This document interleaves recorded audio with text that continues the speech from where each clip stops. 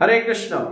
ভক্তরা, মাতাজিরা, আমরা কি জানি যে এই যে সমাজে অনেক বড় বড় ডাক্তার আছেন, অনেক বড় বড় ইঞ্জিনিয়ার আছেন, অনেক বড় বড় দার্শনিক আছেন, লেখক আছেন, কবি আছেন, রাজনীতিবিদ আছেন, তাদের মধ্যে প্রকৃত জ্ঞানীকে?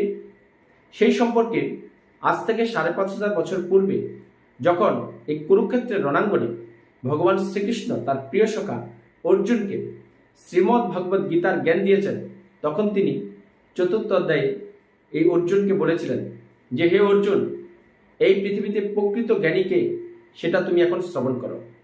এই পৃথিবীতে প্রকৃত জ্ঞানী সেই যে নিজের দেহ এবং আত্মাকে জানে। সত্যি তো, আজকে কি আমরা যে কোথা থেকে আসলাম, কি করা কর্তব্য, বা মৃত্যুর পরে কোথায় যাব, আমরা কি ভেবেছি এখনো? বা আমার এই জীবনটা আমি কিভাবে পেলাম? আজকে ছোট থেকে আমরা বড় হয়ে বংশ বিস্তার করছি, বৃদ্ধ হচ্ছি, মারা যাচ্ছি, একবারও কি ভেবেছি যে জীবনটা কিভাবে পেলাম বা জীবনটা কিসের দ্বারা পরিচালিত হচ্ছে? তাই ভগবান শ্রীকৃষ্ণ দাপর যুগে অর্জুনের মাধ্যমে এই কলিযুগের অধপতিত মানব জীবনকে উদ্ধার করার জন্য, মুক্তি দেওয়ার জন্য তিনি শ্রীমদ্ ভগবদ্ গীতার মাধ্যমে বর্ণনা করে গেছেন সেই প্রকৃত জ্ঞানী যে নিজের দেহ এবং আত্মাকে জানে।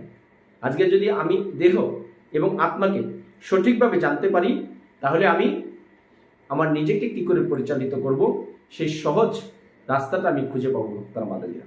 তাই আপনারা গীতা পড়ুন, নিজেকে জানুন, নিজের আত্মাকে জানুন, তাহলেই আপনি প্রকৃত জ্ঞানী হতে পারবেন।